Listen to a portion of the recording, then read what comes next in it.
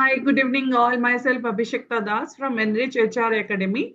Welcome to all of you to HR Satsang. Today's topic is Women in HR, Capability is Not Enough, Claiming Strategic Space.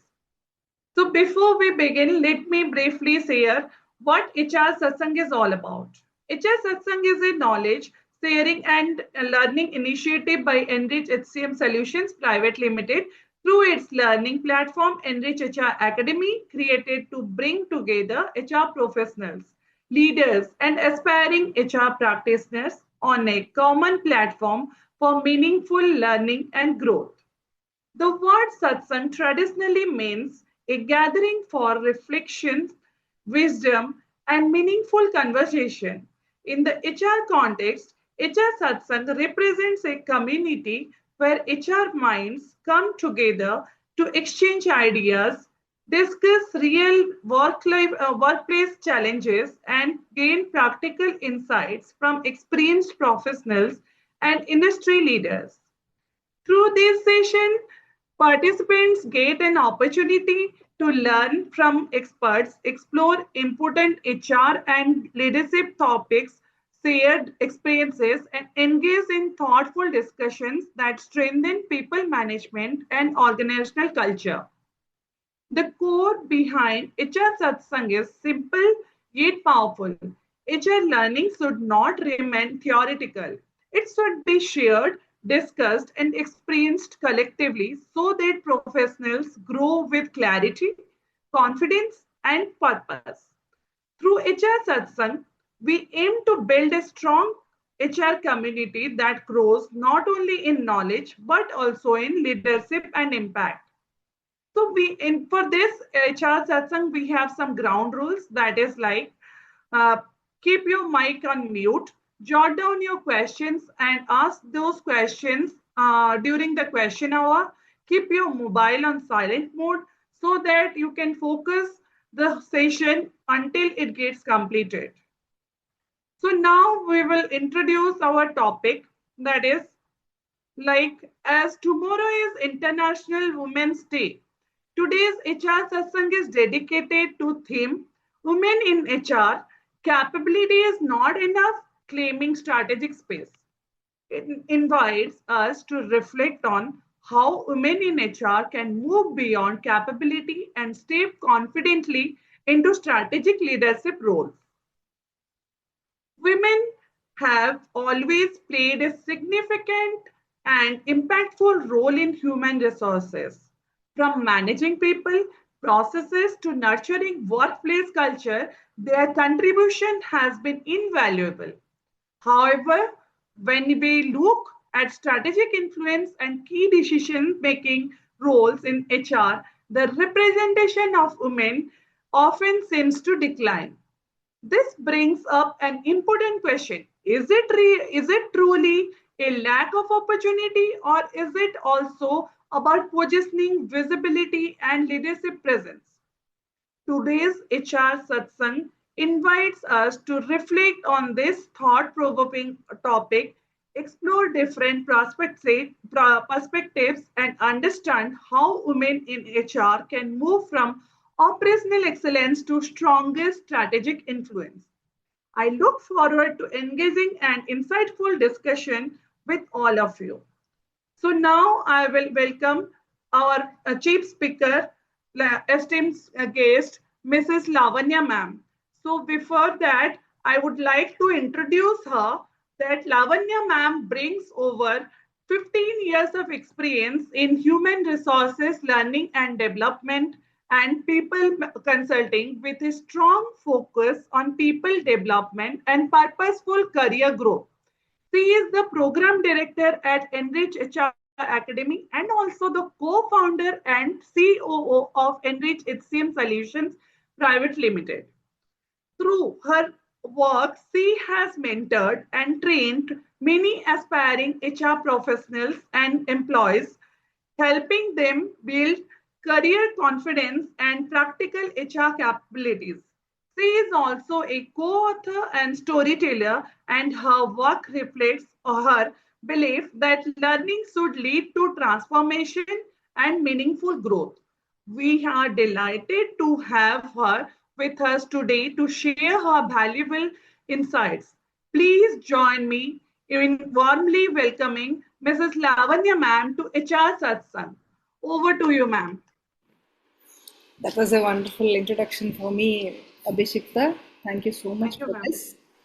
So today, very first thing I would like to tell all of you, very very happy Women's Day in advance, because tomorrow the entire world is going to celebrate the Women's Day.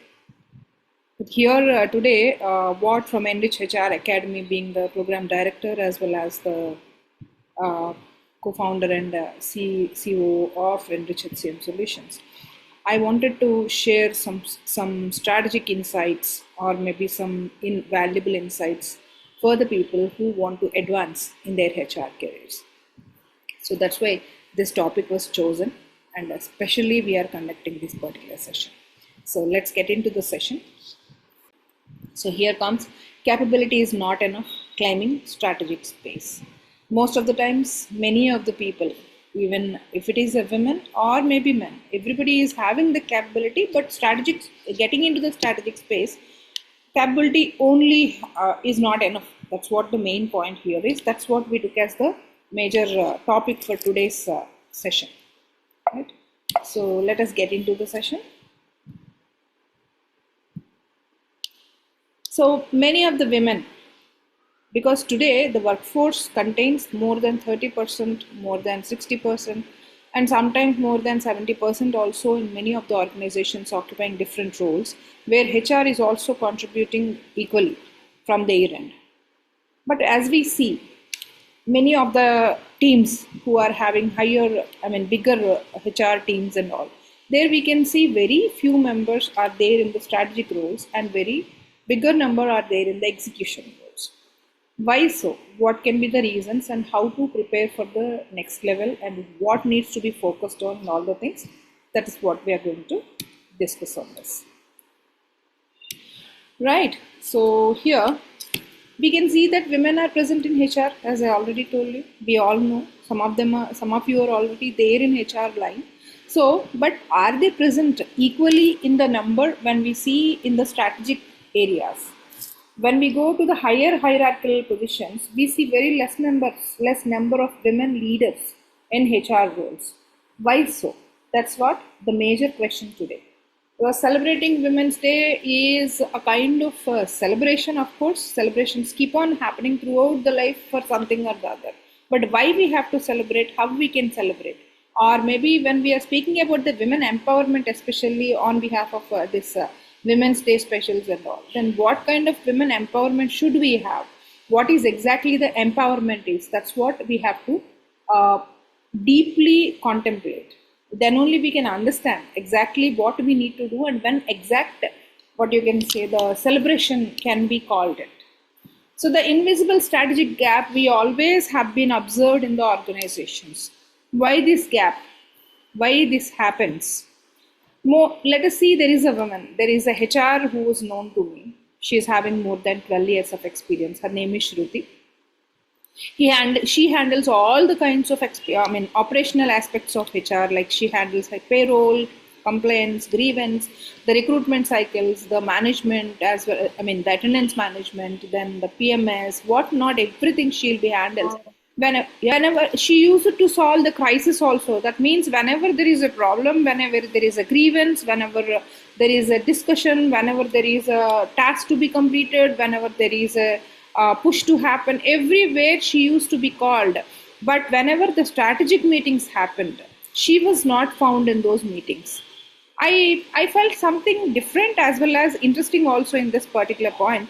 And I asked her, because I have been the consultant for that particular company. So I asked her, I always have seen this Shruti everywhere in other areas of operational HR aspects. When it comes to the strategic meetings, why she is not being included or involved? Management says whenever the strategic meeting happens, let us take the decision and then we shall inform the HR. That is what most of the management say so. Then I thought of why she is not being invited to the strategic meetings. Is it that she is not capable enough to sit in the board meetings, or is it that her capabilities are not being properly showcased, or she is not positioning herself? Is it that the case with this lady? That's what I was more interested to know. So most of them, is it a capability gap or a positioning gap? Every time that comes into my mind, because we see many of the women working in HR, they will be everywhere on the floor, everywhere they listen HR, HR, HR, and HR. But when it comes to the board meetings and all, they will not be there. They are just the executors, but not the people who participate in the strategic meetings. Let us see why it happens so. Because it is the representation. Let us see, there is a lot of representation gap in the different kinds of roles also. That is what these numbers all say. Like if the female labor force that is participating in different kinds of activities across India, we can see there is a 27 to 30% of female. That means if there are 100 people totally working, among them there is 27 to 30% of people are there who are women. They are contributing. But when it comes to the senior leadership, it's only up to 18 to 20%. I mean, in this 27 to 30%, only 18 to 20% people are there who come up to the senior leadership roles. Even in the board positions also, it becomes only 17 to 18%. That means the women's higher presence we can see in the execution roles, but lesser presence is there in the strategic HRO, CHRO roles. So that means when it comes to HR leadership roles, we find very lesser women. Why? Why does representation shrink as influence increases? What is this kind of influence that need to be shown there? Why this representation gap is there? Have you ever thought of this seriously? If we see, these kind of gaps generally occur due to different kinds of reasons, being which one is the external reasons and the other one is the internal reasons. That means because why? Because women are not able to reach to the strategic positions. If we try to analyze, let us see the external reasons, which are major reasons we can count from women's end. The one is family expectations, because still women is considered the major responsibility holder at households. They need to take care of the family members' needs, the household chores, then maybe the child's needs, or maybe the people, elderly people that are there at home are to be taken care by women. When guests arrive, they are to be there. When functions happen, they need to be there. Every kid, or maybe husband, or maybe brother, sister, mother, whoever it is, they expect women to be there. Presence is required whenever family related aspects are there. That is the biggest expectation. When it comes to work, we have to leave the home, we have to leave all the areas of presence so that we can contribute at work. We need to go out and work. So for that particular period, we cannot be there. We cannot focus there. We cannot stand beside or sit beside someone who are showing that they are in need. So that is the major expectation most of the family members have from women, where execution roles are the ones which make them feel comfortable. Okay, when I have to take a leave in an execution role, I can take a leave easily because execution doesn't stop. It can be transferred to somebody else whenever I'm not there in the office. So that becomes happy for me. Like, let me take a day's leave and let it hand over to some of my colleagues so that he will be taken care, and I can be present for my family members and all. That kind of mindset will keep her restricted, because if she reaches to the strategic level, her time is more demanded. Her energy is more demanded, her presence is more demanded. Strategic decisions are not taken within minutes or seconds, but her research work needs to be more, and her understanding should be more. That means she needs to spend more time on these kind of areas, professional areas, where she may have to spend lesser time for the family members. So that expectation cannot be reached. Then there may be a fear of disturbing the family atmosphere. That's why most of the women, I feel, are moreover getting restricted towards these execution roles. And then the gender bias. Yes, most of the areas still we can see this gender bias. That's why this inclusion part has come into more of the voice outside. Because most of the people are speaking now like there is a gender bias. Women also need to have the same kind of opportunities, and the exposure also should be there so that they can get into the higher roles, they can get better positions, they can get better promotions, they can get better pay packages and all. People are voicing, but is it really getting executed or not? We know some of the times, and some of the times we are not knowing, but there is a gender bias subtly happening across the organizations, which needs to be seriously taken care. Why this gender bias? Sometimes I think some examples also have been seen across different organizations. We can see that being women into leadership roles, they look more strict. They are more stringent as per the rules and regulations. They become more committed and all, where under her, if somebody is working, even if it is a man or a woman, they feel a little bit discomfort. That kind of discomfort makes them feel like, let her be in the execution role rather than being as a leader and I have to work under her. That can be one of the reasons. The another thing which I am boldly stating here is men generally having the kind of ego, not all the men, but some of the men are having an ego that they don't want to work under a lady boss. That is also one of the reasons for the ladies not getting promoted to the strategic and leadership roles. Though it may seem a little funny, but still it is there. We have to accept in certain areas. And many other reasons are there, but majorly these two I think are the gender biases where we can see women are not getting promotions, or maybe they are not getting into the leadership roles when it comes to this external reasons. And then limited sponsorship, because see, when you are not positioning yourself, when you are not exposing yourself, when you are not showcasing yourself, what are your capabilities, to what extent you can reach up to the potential, to what extent you can speak about the business, to what extent you can contribute for the business. Though you might be executing, but business contribution is a bit different. So there, if you are not showcasing yourself, there will not be anybody, there will not be much number of people who will be supporting you. That's where more of the voices will not be raising for you, but they will be moreover against you. That also can be one of the reasons where she may be stepping back. And then the office politics. Of course, this office politics needs a lot of energy, and I think sometimes we need a lot of homework also to work against these things. Because this office politics, what happens is when we understand the things like by doing what, by approaching whom, by reaching to whom, by writing what, by showcasing what, we can showcase ourselves, we can reach up to the next level. That if we understand, then only we can do it. But parallelly, there are several other people who are also aiming for the higher roles and all. There, they might be playing some kind of politics, like speaking good to you, but it could be against you when you are not there. That kind of things may be there, or maybe the Chugalgori kind of things we can see in the office more of the times, where people who do the chemchagiri, they will be reaching to the higher positions, but women generally don't tend to. Generally, I'm not generalizing the things. We have to keep all these things in mind, because people who want to reach to the strategic roles, they need to have more power, more energy, more strategic thinking, and more capability. And there are several things those strategic roles demand. So for that, we need to understand all these things, and we need to overcome all these hurdles and burdens. Then only we can be better in the strategic roles. So these are all the external reasons.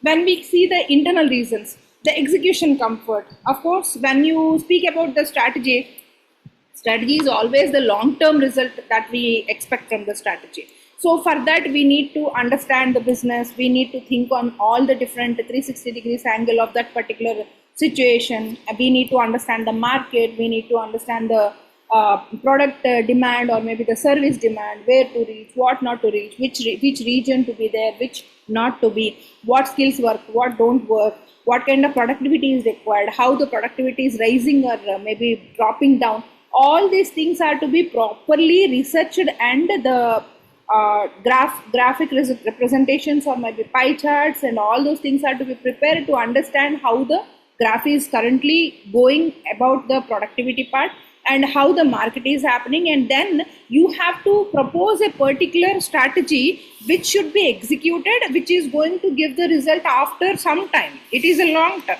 but for that you need to do a lot of research work. You need to propose that with a boldness, because when I am proposing something, if I am not bold, if I am not confident enough, what happens is, if something happens, if some if we are not getting the result as expected, what happens is by the end everybody points us like you have given this strategy but it didn't work. So we don't want to get into that kind of risk and all.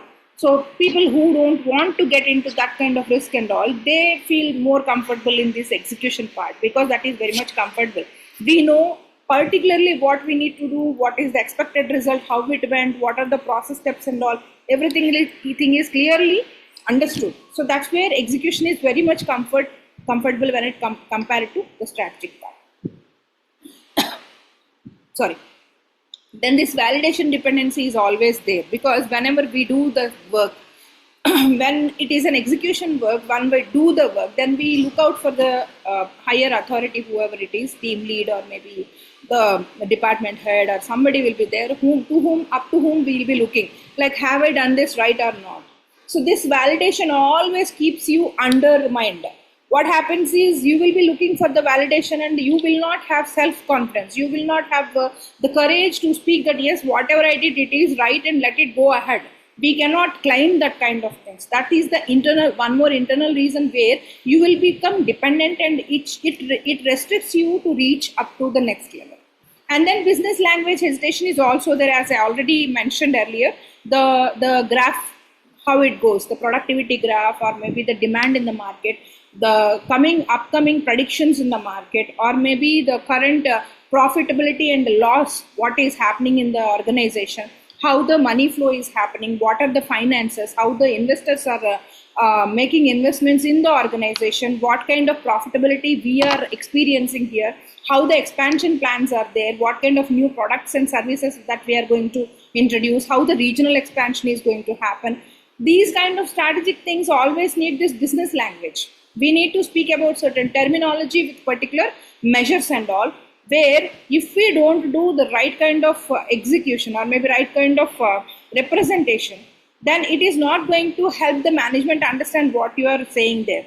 If it is a simple task of attendance management or maybe the payroll, there is a Excel sheet which will be showing like this month we have done the payroll, this month we have placed these many people. But for that particular point, we have understood. But throughout the year, how many positions we have closed, how the recruitment happened, how many positions were newly created and then closed, and how many positions were older ones only, where we have to replace the resources and all. What is the percentage? What is the time of recruitment we are taking? What is the recruitment cycle time? And then what is the cost that is involving in it? How many employees are working on that? How much time for each of the position closure, what we are taking it up, like that kind of measures. If we speak, then only management will understand exactly what is happening in the recruitment, how to change the things over there, whether we may have to change the portal or we may have to change the method itself, the recruitment method itself, or maybe we have to more depend upon the vendors and all. How we are going to take the decision, it all depends upon the kind of business language what you speak, what are the dashboards you are showing it up in the board meeting and all, what kind of inputs that you are giving for the management to take right kind of decisions and all. That is what this business language hesitation, which stops you internally also. And then risk avoidance, of course, as I already have told you, when I have proposed a particular process or system or strategy, if I have a courage to say the decision making should happen from the management side. If you show that kind of confidence, then management also can take a risk. Like let us see when she is showing this kind of structure where she is showing all the things like what can be done, what can happen, what cannot happen, what are the possible risks and all. This is how this strategy works, and if this not works, this is going to happen for the organization, and if this works, this is going to happen for the organization. What is the plus and what is the minus, everything. If you can clearly showcase to the management, then they can understand and they will also get ready to execute what you have given as a strategy. But the point is, when you don't show that confidence and just you will be murmuring, or maybe you don't want to even get into that kind of proposal also, you are avoiding the risk to face these things. When you yourself are avoiding, who will recognize you and who will promote you or who will consider you for the board meetings? So that's where, once if you understand these things, right representation, taking the right kind of informed decisions, helping the management to take right decisions and work on that, execute on that. These kind of things are to be properly worked, then only this risk avoidance can be overcome. But it is not. That is also one of the internal reasons where we are lacking. That means women are lacking about not going into strategic positions. So systems, of course, they matter. Execution, of course, they matter. But your positioning, that means while you are executing the systems and the tasks and all, the execution part you are doing, then also you continuously have to showcase, position yourself, what you have done and what is the output that you have brought, how it contributed to the progress or growth of the organization, and how it can be taken forward. All these things are to be continuously exposed, continuously showcased. Then only management and other people can understand why you can be considered for the board meetings and strategic positions. When it comes to comfort of being reliable, before this we have discussed about the internal and external factors that can stop us going to the strategic level. When it comes to the next one is, we feel very much happy to be reliable. If somebody is immediately putting a resignation paper, let Lavanya handle the things. It's okay, she can handle and she can bring him back. If somebody is coming up with a claim about some incident that happened in the organization, let Lavanya go and mediate further things. If some team related issue happened, some grievance is there, let Lavanya go and handle the things she can handle. So Lavanya everywhere. So I feel like, arey wah, kya baat hai. Everybody is considering me, everybody is calling me, everybody is remembering me, everybody is depending upon me. Being reliable makes us feel more happy and comfortable. But at the same time, what it makes us, that we need to understand. Here the appreciation for execution. When somebody says like, "Arey, aapne kitna acha kaam kiya hai," that makes us feel so very happy, because everybody wants that. That kind of recognition and appreciation makes us happy. That's a good thing. That is the first comfort. And then control in operations, because when I myself am doing the work, then what happens, it gives me the complete control on the entire process. Where to stop, when to start, how to do, how it goes, where the things can go wrong, what I need to change if I have to stop the deviation. Everything is in my own control, where I can control the operations. That command will give me a confidence. And if it is not in my control, then the kind of insecurity what I have will make me feel discomfort. So that is what another thing. And then coming to the low exposure risk, as I told you, if I have done this, if I have to face that risk, I am not ready to do that. That is also one more thing, because when I don't want to get exposed to that risk, I feel very much comfort. I want to be comfortable. Then only I avoid those kind of situations. If I have to propose something, if I have to introduce new systems, if I have to go research and submit that inputs for the management, whenever I have to do such kind of things, I think of like, अरे जाने दो ना, अभी बोलेंगे तो क्या होगा? Then हो सकता है उन लोगों को अच्छा नहीं लगे, हो सकता है वो लोग टाल दें, हो सकता है मेरे सुनने के बाद भी वो करे नहीं, हो सकता है मेरे कहने पर अगर वो कर दे, अगर लॉस हो जाएगा तो if they may not accept me. So these kind of things will be there in mind, and we avoid that kind of risk and all. We don't want to get into that exposure. That is one more thing. And then fear of visible failure. मुझे दिखता है, even let us take me as an example before this session. While I was preparing this session, for a moment, when I was in my first session, I think, when I was preparing for the session to deliver, I was thinking of like, if I am unable to answer any of the questions which will be asked by the participants, what happens? Will they think good about me? What kind of image I will build for my company? Is it going to create a good image or bad image? How I will face the failure? These kind of thoughts itself, it is not actually happened. When the session happened, after somebody pointing me out, then only it can happen. But before itself, I feel very much afraid of the things by assuming the things. Then I don't step forward. These kind of things are there, which will be there in the minds of people, which can stop them reaching to the next levels and proposing certain things. And they will be very much comfortable by being in the reliable roles. That comfort zone needs to be left out and just step into the risk zone, where you can take 5% of risk and gain the 100% of success. So that's where execution gives security, but strategy demands visibility. So who set this new system to be implemented? Then see, Lavanya ma'am has told me like we need to do this and this is how we need to do. It needs to be done. That's why we have started this. Then what happens? I have a fear like that person will come to me and ask me. That's why I don't know. So this kind of things happen always, right? And then coming to the capability and positioning. Capability, what it is, and what is positioning, and what is the difference between these two, let us see. When it comes to the capability, we have skill. Many of the people, of course, whoever is working in any of the positions, they will be having certain skills, then only they could reach up to the position.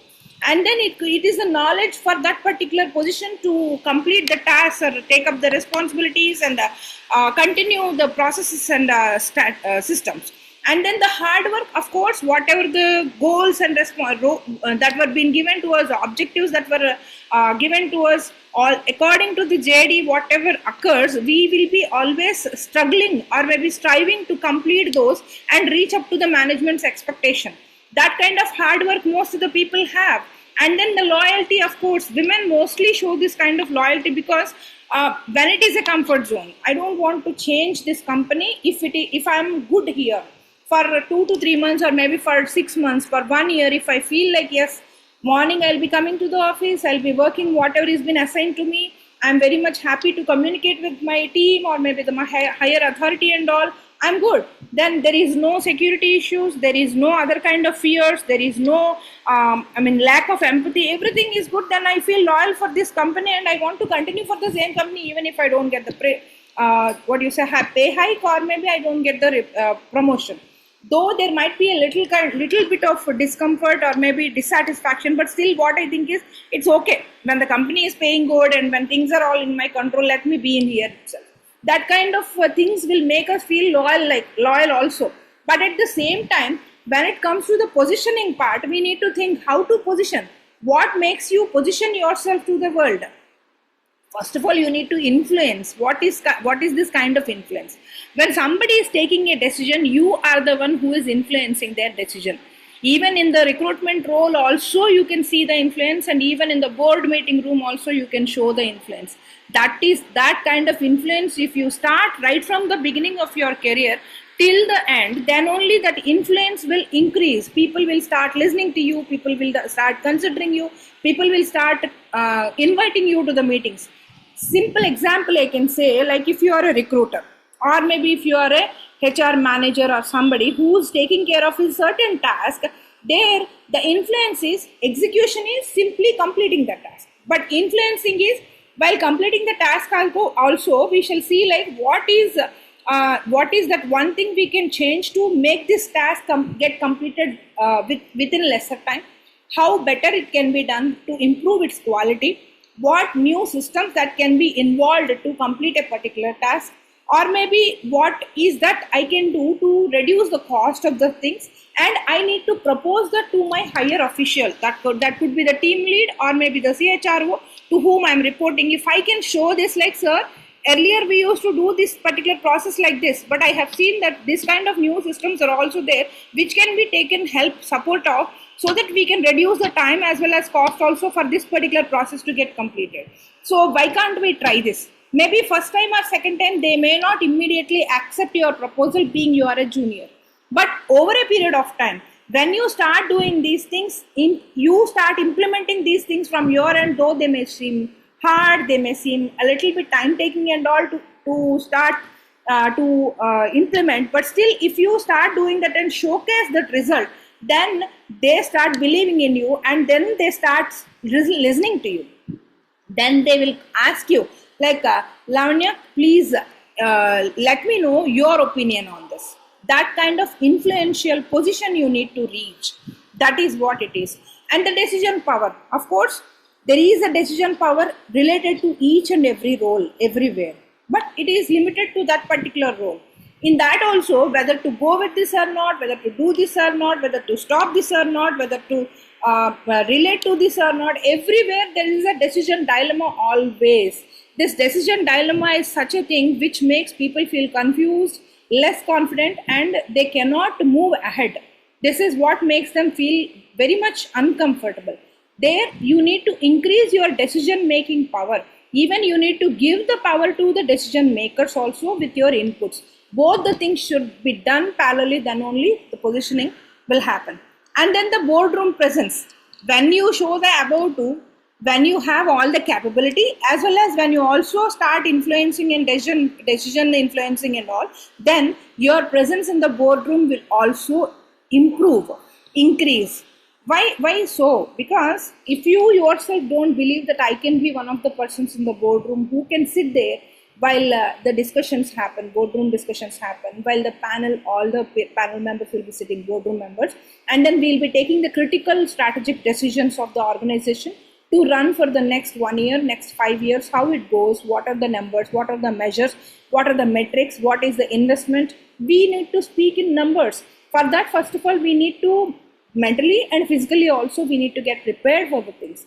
If you are not prepared, and if somebody even calls you and asks you to sit beside them in the boardroom, you don't understand anything. That always sees as Latin and Greek. That won't work. So that boardroom presence is very much required. Your preparation to be in the boardroom, first of all, it's required, and then you will reach to the boardroom part. And then the strategic voice. Of course, whether somebody is listening or not, first of all, whatever the role you are into, what is the strategy for the kind of responsibilities and role you are into? That needs to be properly understood. When your CHRO or maybe when the strategic people in the organization are proposing some strategies, you need to understand how that strategy is being proposed in the organization, how it is being executed, what are the new changes, on what basis they are suggesting that, how it is giving the results and all. Every continuous time you need to continuously understand, learn, do the research. Then only you will understand. That will make you speak the strategic voice. If you don't do that, if you continue doing all the things whatever are being endorsed to you as tasks and all, that will not make you a strategic leader. You need to understand the in and out of the task. Why this task is being endorsed to me, for my role, how it is relatable, how my role is contributing to the big picture of the organization, how I am contributing, how this task is contributing. Everything we need to understand step by step. अगर मैं ये काम नहीं करूं तो कल के date में ऑर्गेनाइजेशन में जो गोल है, बड़ा पिक्चर है, जो ऑर्गेनाइजेशन पाना चाहता है सक्सेस, वहां पे ये काम मेरे ना करने पर कौन सा असर पड़ेगा, that we need to understand. If we start thinking in these lines, then we can understand what is the strategy, how you can propose the strategy. That starts from here. So right from now onwards, what the practice we need to do is, whatever the task you are doing, how it is contributing to the big picture of the organization. What are the goals of the organization for the coming year, for the coming 2 years, for the coming 5 years, how organization is planning, and how my role and my responsibilities are going to contribute to reach to that objective. That we need to understand, and slowly then we start speaking about the strategy part, where capability builds the credibility. Because you have a capability, I know, that's where by closing my eyes I will be endorsing those tasks to you and tell you like you do those things. But when it comes to the authority, if I have to give you the authority also, you need to position yourself. That kind of confidence you need to build. All these things if you have got, then only you can get that authority. So that's where you need to position yourself. That is what your next approach should be. And then speaking business and not just HR. Yes, we always speak about like these many recruitments have done, these many payrolls I have done, this much of these many PMS cycles I have run, these many activities of employee engagement I have done. So these kind of things everybody states, but what is the result of it? This much of investment is done on this much of L&D activities. These are the training programs we have run in the organization. These many people in the organization have participated.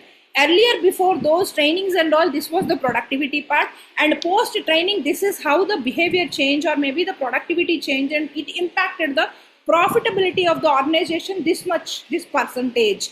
If you speak that kind of language, then anybody is going to consider your words. Or else, मैंने 5 trainings यहाँ पे organize किया है, नहीं तो मैंने 5-10 लोगों को ये महीने में मैंने रिक्रूट किया है, क्या फायदा है उससे? उससे ऑर्गेनाइजेशन को क्या मिला है उसके बारे में आप बात करो। ऐसा नहीं है कि मैंने ये किया वो किया। What is the revenue impact of what you have done to the organisation, and then what is the attrition cost, क्या हो रहा है, कितना कम हुआ, कितना ज्यादा हुआ, what is the productivity ratios, बढ़ा है, कम हुआ है। आपके जो भी कामकाज है, जैसे पॉलिसी इंप्लीमेंटेशन हो सकता है, लर्निंग एंड डेवलपमेंट प्रोग्राम्स हो सकते हैं, एम्प्लॉय एंगेजमेंट प्रोग्राम्स हो सकते हैं, सर्विस आपने कंडक्ट किया होगा, या नए प्रोसेसेस या पॉलिसीज को इम्प्लीमेंट करके उसको स्ट्रीमलाइन किया होगा। जो भी आपने किया है उस वजह से प्रोडक्टिविटी में क्या चेंज आया हुआ है। Then EBIDDA, the awareness of how the organization is running on the finances part, particularly this kind of language is spoken by the investors and all. Outside investors, when they want to know about your organization, they'll try to understand how the organization is making money, how the investment is happening, how the money is money's inflow and outflow, how it is going, whether it is reliable or not, is it going on the regular cycles or is it having drastic ups and downs and all. This is the complete investor language what they need to know. That means you may not be the main person who is going to invest, or you may not be the influencer on the investor, but if you know how the investors think, then you can regulate the profitability of the organization through people management. That is what the link between all these things. So you need to understand that properly, then only the strategy happens. And then workforce ROI also we need to know, like what is the workforce, how much the employees salaries are going, how the bonuses, increments, and then other expenses and all. And then what is the return on investment, how much we are investing and how much is the return. Are we going in the profitable condition, or are we going in the loss? Even if it is a profit also, are we maintaining the standard profit, or is it getting reduced, or is it getting increased? What it is happening with the ROI part, that is also one more thing we need to know. So if you don't speak numbers, you won't sit in the number meetings.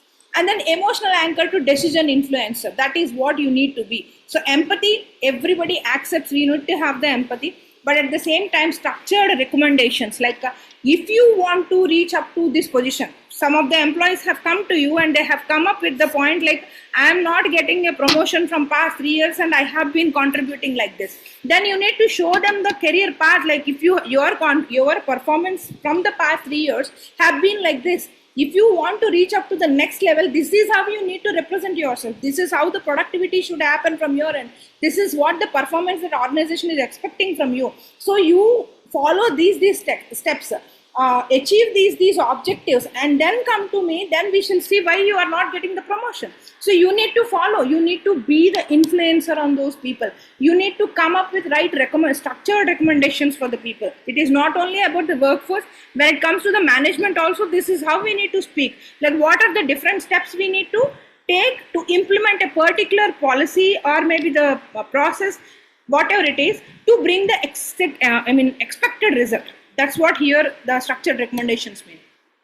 And then risk framing and data backed arguments. Every time, whenever it is there, you are proposing something, you need to show what is happening there, what kind of risk that is there behind that particular process. You are implementing this particular process from now onwards. In this particular process, of course, these are the pros we can see. These are the positive things, but at the same time, we have got a little bit of negative things that may result into this kind of losses or maybe some impact on the organization's productivity part. So that kind of exhibition of that risk also you need to speak about. And then data background for that risk also, how you are showing that we are going to get into the risk. I think that this is how my friend's company is doing this. Then you are saying that if I do this, I'm getting the risk and I may get into loss. But my friend's company is getting a profit in that, somebody says. Then you need to come up with the data-backed arguments, like our organization is different and your friend's organization is different. In our organization, from the past 3 years, this is what it happened in these areas, where this is the end result. Now you are proposing this to do here. Our company is not, this system is not suitable for the kind of work culture or maybe for the kind of skills and capabilities of the employees what our company is having. Or maybe the products and services what our company is dealing is not suitable to this kind of execution and all. This is the data here. That can be your proper proof of argument. If you show that, then people will understand. That clear stance is to be there. Even if you are asked to do some things which you are not in a positive to those things, you may have to say sometimes, no, it is not possible, I am not ready to do. Sometimes what happens, some of the organizations, by saying no, you may also have to lose your job. Happens.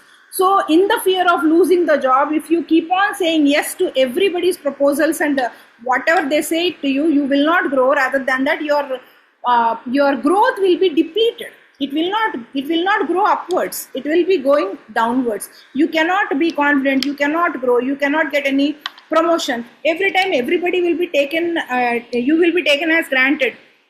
Everybody thinks that, like, let me tell her, she'll do. It's okay. So that kind of opinion needs to be changed. So you need to make them understand what exact stance you want to take, why you are taking that. That clarity you should have, then you should clearly tell the people. That is how empathy, of course, is very much required. It is a strength for all of us, but at the same time, we need to be the influencers with a structure over there. And now the old identity and new identity. It's mostly known to so many people, but at the same time, we don't practice. General practice, what we generally think is, I manage HR operations. You're a taskmaster. What happens in that? Taskmaster is the one only does the task, complete the task and goes home. That's all. It is not going to influence anything in the organization. But when it comes to the new identity, from now onwards, how you need to showcase yourself. First of all, you need to believe and showcase yourself. Then people will start believing in. So you need to change your language while expressing also. Like, I enable business performance through people systems. It's not like I manage HR operations. That kind of new identity you have to prove for yourself. You have to believe, and then you start speaking to people also in the same way. Like, this is what the influence I'm making on people productivity. Then people start believing in, oh, that perception will change. That needs to be brought in. And then being the soft and strong. Yes, most of us will be told, like, you need to be soft. At the same time, you need to be strong. That is a very confusing thing, where to be soft and where to be strong. So be soft when you are listening. Whenever you are listening to something, you don't keep any kind of presumptions or assumptions. Let you listen with complete open eye. Let them say whatever they want to say. Whether you know also that whatever the person is saying is a complete wrong thing, or maybe a blunder, or maybe a lie, whatever it is, just listen. Make it a very soft listening. Don't put any kind of presumptions for that. And then while coaching also, be very much soft. While coaching, you cannot forcibly say that. Even in our previous one of the sessions, Mr. Ramanamurthy has also mentioned the same, being the behavioral specialist. What he told is, behavior cannot be demanded from people. Right? Even in the coaching also, when we are coaching something, you need to do like this, you need to do like this. This is what the new practice you need to do. This is what the new style you need to implement. This is what the new system you need to approach and all. Whatever we are proposing, so that the other person can change and the other person can grow. For their welfare only we'll be saying, but at the same time, sometimes it may not be happening over there. Because during L&D sessions, what we do, we'll be teaching so many things. All the world teaches, because they have learned from their experiences. But generally, until and unless we experience, we don't accept anybody's opinions and propose things generally. But when it comes to us, then only we understand. So while coaching also, we need to be very much soft. We need to tell them why that needs to be done, and what is that can be expected by the end if they do as you said, and what can be expected if they don't do as you said. That can be mentioned, but in a soft way. And then coming to the mediation also, when you are mediating between these two people, you cannot be harsh, you cannot be stringent, you need to be soft. First of all, you need to speak in a normal language, you need to think with, be very much patient and all, you need to listen, and then you can propose, but before that you need to understand the other person's stance also. So there is a lot, while doing the mediation, we need a lot of patience and softness in us, which is very much required. And now being strong, where you need to be strong. So you need to maintain the boundaries. While setting the boundaries also, what I'm going to do, what I'm not ready to do, what can be expected from me, what cannot be. It's not about your interest. It's about the role you are playing. It's about the welfare of the organization. It's about the productivity of the policy, maybe employee, whatever it is. There, you need to set the boundaries. This is what you can expect from me when it comes to the productivity part. This is in my hands, but this is not in my hands. Conducting the training sessions, it is in my hands. Let me invite all the employees who are requiring these kind of trainings and all. Let me facilitate with the training with a right trainer and all. Let me continue. Let me implement the training and let me see the change in the employees. But I cannot force the employees to do that. Most of the employees, they themselves don't tend to do the work. So what is that doesn't make them do the work is, it could be their own interest, or it could be the organization's conditions and all, where your control is not there.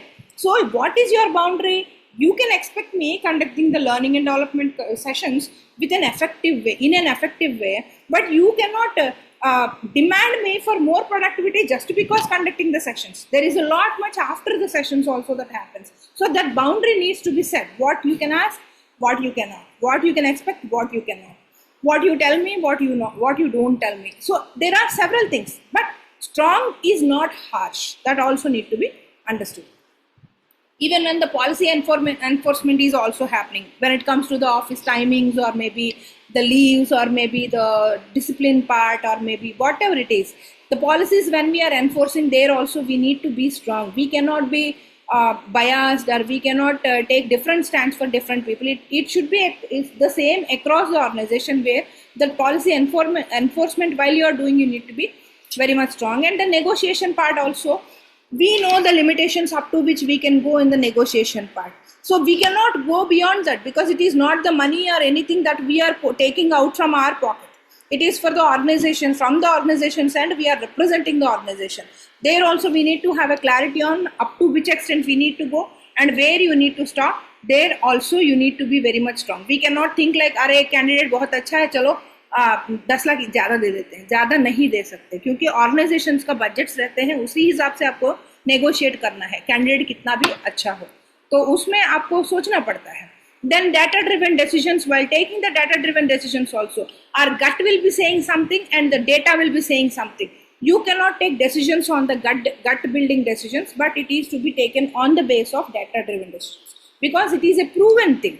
It is the pattern that has been observed in the organization by doing the kind of things what you are going to propose or change. So that data driven decisions, while doing that, you may feel like, अरे ऐसा नहीं करना चाहिए था, शायद ऐसे करना चाहिए था, इसको नहीं छोड़ना चाहिए था, इसको ये बोनस दे देना चाहिए, इसको प्रमोशन दे देना. नहीं, ऐसे नहीं दे देते. अपने इंटरेस्ट पे कुछ नहीं करना है. वहां पे डेटा क्या बोल रहा है, you have to look into it, and then only you have to take the decision. Then you need to be strong, you cannot be soft. So this kind of balance you need to keep while doing the things here and there. Then only the executive presence can be fine, right? And then the 12 months elevation plan, because I already have been speaking about why women are not able to get into the strategic roles and all, what could be stopping them, and why they may not be going, and what they might be hesitating in themselves. What could be the reasons, everything I have been speaking about last 1 hour. Now I am going to give you the roadmap, simple roadmap. It includes many things. I am giving it in a simpler way. Later on, if you want to discuss, you can come to us and you can discuss with us. We are there to guide you. But basically, the simplest roadmap I can give you here is, the very first thing is, first of all, the very first 1 month, from now onwards, the next 1 month period of time, you first start understanding the business model in which company you are working. Because without that understanding, you cannot understand where to contribute, where not to contribute, and how to contribute and how not to. So for that, first of all, you need to understand the business model. To speak strategy, you need to know the business, right? When it comes to the next one is the 60 days, from the 30th day to the 60th day, you need to lead visible initiative. If you believe that by doing a particular task in a particular process, don't deviate. You believe that it is going to happen if you do in that way, then you start doing and see that the result is achieved, and then you can show it. So visible initiative, you need to lead that part. You need to take a particular task It can be the discipline, establishing the discipline, or it can be the attendance part, or it can be the productivity, the production part, whatever it could be, the grievance, or maybe the TAT, sometimes the documentation, the client management, several things you might be dealing with this. So while doing those things, you see that if you take a particular area, and in that particular area for the next 30 days, what you have to see, 30th day to the 60th day, what you need to see is, when you have known that this thing happens, when you do in a particular way, you need to do that in the same way. So when you believe that, if you keep on doing that, then if you see by the end of these 60 days, you can see that yes, it is going to happen as per my understanding. If it is not happening, then you need to change your way. So to understand all those things, you need to lead a visible initiative. That could be in recruitments, or it could be in payroll, or it could be in grievances. Whatever you do, you need to take a lead visible initiative. You need to lead the initiative in a visible, which is visible. And then that means a proper objective should be there before you. And then present measurable impact. When you have taken this initiative, here at the 60th day, you are not going to get any output, but a positive or negative thing will be shown, depending upon which you may have to change certain things in the process, or you may continue with the same way. So from here till the 90th day, you present the measurable impact, like what you have started from here 30th day till this day, and what is the earlier measures for that particular metrics for that particular task, and by reaching the 90th day, what are the differences in that particular metrics. Like let us say, when you are depending upon the job portal still now to recruit the people, there are several number of profiles that are there with us, but people coming and joining to the organization or getting selected for the roles and all is very lesser comparatively. Then when you have thought like this is not the way we need to depend upon, from now onwards we are going to build our own database, and then we'll find the candidates genuinely, and then we'll place the people in the organization. Let us do it for the next 90 days. So from the day 1 till the 90th day, you keep on building your network, building your database, maintaining the pipeline, and understanding what are the roles that are there in the organization which are yet to get filled. Find out those candidates authentically, speak to them, and genuinely then you place those positions, and see the difference between these two. When I have depended upon the job portal and I got hundreds of profiles with me, but by the end, filling one position have become very much tough for me. And when I have built a particular pipeline for my organization, and I have now got a wonderful authenticated database where people are speaking with me now, because the profiles from the job portal are not going to speak to you. They are all cold calling kind of things. But when it comes to the data building our own database, there the people are very much connected to us in one way or the other. In any platform we can speak to them. Whenever we ping them, they answer. So that kind of database if you have, whenever the position is getting open, then we can approach those candidates, and those candidates, if they are interested and currently looking out for job, they can come and attend for the interviews and all, and there are fairer chances of conversion also with lesser number of profiles. So this visibility of visible change can be seen if you do it consistently. So that kind of some particular areas task you have to take, and then see how the impact is happening, and then you present that measure to the management, like this is what I have done in the past 90 days, and this is what the visibility of the result. So now after the 90 days, the next 6 months, what you need to do is you need to seek the sponsorship. That means this is what I have done. You showcase, this is how we need to go. So it is not now up to me. This is up to the entire recruitment team. They need to slowly change the process and bring in this new process so that we can have better qualitative positions filled in the organization, which is not only filling the positions, but it is going to bring in more qualitative people to the organization, which is directly contributing to the productivity and profitability. So seek that sponsorship by executing and then showcasing to the management, like this is what I have done, this is what the result I have got, and now along with me there are 3-4 more people that are also doing the same, and this is the visibility that I have got. Now you keep more work, more investment in case if you want, like in this particular area. how this role needs to be expanded, how the database need to be built, how many people have to work on the database building, how many people have to work on the follow-ups and all, how many people will be working on other sources to source the profiles and all. So that kind of roles start, then you can propose the strategy for the recruitment with the management, like this is what I have done in the past 9 months, and this is what the visible result I have shown. Now I propose this system to be standardized in the organization so that we can get more qualitative profiles and more qualitative people in the roles which are going to contribute for the success of the organization. This will earn you the strategic role.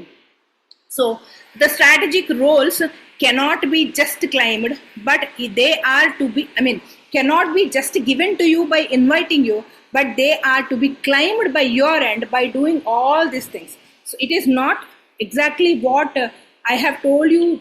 This is not so simple as I told you in the session, but at the same time, a consistent effort, upskilling, thinking, research, taking help of mentors, observing the things, becoming personally strong and becoming professionally strong, all these things mixed together are going to make you a strategic leader, as a women strategic leader in HR, which makes this, what you can say, the Women's Day much more special for everybody. So that is all from my end. Now, actually, this is very good session. So I clearly know how the strategy to plan, because I'm stuck in strategy planning. So I'm not clear. So how to do the strategy planning? What are the changes I think I made in my say. So I'm not clear. Okay. Thank you for this beautiful session, ma'am. Thank you so much, ma'am. That's a wonderful feedback from you. Thank you, ma'am, for sharing your valuable insights and experiences with us today. Your thought on how women in HR can move from capability to strategic influence have truly inspired us. I would also like to thank all the participants for joining and making this HR satsang meaningful. On behalf of Enrich HR Academy and Enrich HCM Solutions Private Limited, we sincerely appreciate your time and presence. Thank you, everyone, and have a great day ahead. Thank you so much. Thank you.